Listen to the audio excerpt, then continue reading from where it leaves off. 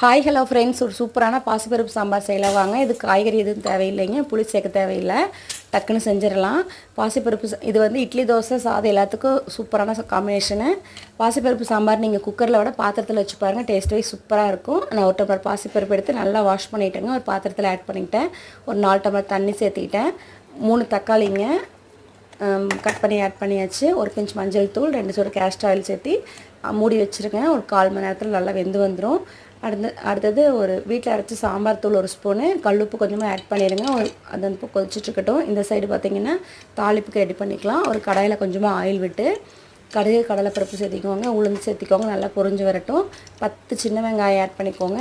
ஒரு 3 வரமிளகாய்ங்க, கொஞ்சம் கருவேப்பிலை, தட்டி வச்ச பூண்டு 4 பல்லு சேர்த்து தாளித்து கொட்டி ஒரு கொதி வந்தோடனே மல்லித்தூளை தூவி இறக்கிடுங்க. செம்ம டேஸ்ட்டான பாசிப்பருப்பு சாம்பார் சிம்பிளாக ரெடி ஆயிரும்.